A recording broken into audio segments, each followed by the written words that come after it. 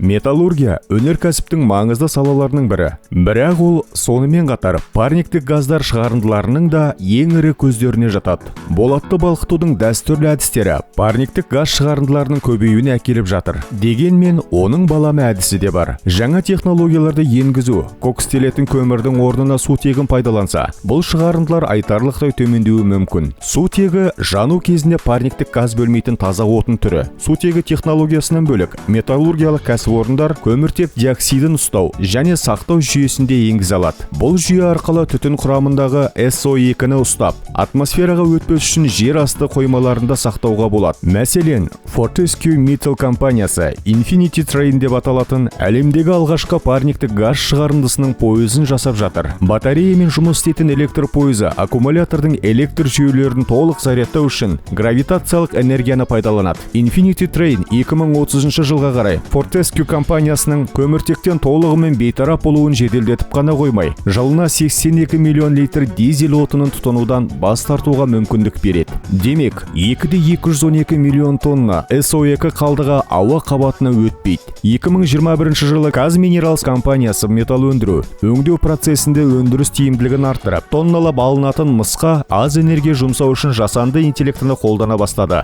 Казминералс Ақтоғай сульфид байыту фабрикасында Treat-A жүйесін іске қосты. Аталмыш жүйе қазір Бозшакөл мен Ақтоғайдағы екінші сульфид байыту фабрикасына да енгізіліп жатыр. Жасанды интеллект кен байыту процесін талдап, оңтайландырады. Металлургия өндірісінен көп зиянды қалдықтар бөлінеді. Алайда циклді экономиканың принциптерін енгізер болсақ, бұл қалдықтар бағалы ресурсқа айналмақ. Бұл дегеніміз металлоломды сұрыптап, қайта өңдеп, жаңа өнім жасап, қайта қолдану.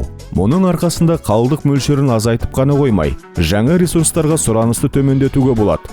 Жалпы тәсілдерге келсек, металлургия секторын декарбонизациялау қалыпты форматта. Баламалы энергия көздерінің қолданысын кеңейту үшін көмір өндіруді азайту, энергия тиімділігін арттырып, ресурс тұтынуды азайтуға мүмкіндік беретін технологиялық процесстерді электрлендіру. Мысалы, домна пештерінің орнына электр доғаларын пайдалану, металлургия шикізатын өндіруде электр тұтыну мөлшері мен ауаны ластайтын қалдықтарды азайту үшін темір рудасының орнына қара және түсті металл сынықтарын қолдану. Бұл еліміздегі көп компанияда таяу уақытта жүзеге асуға тиіс жобалар. Металлургияны тұрақты түрде дамыту бұл климат өзгерісімен күрес қана емес, болашаққа тиімді инвестиция жасау.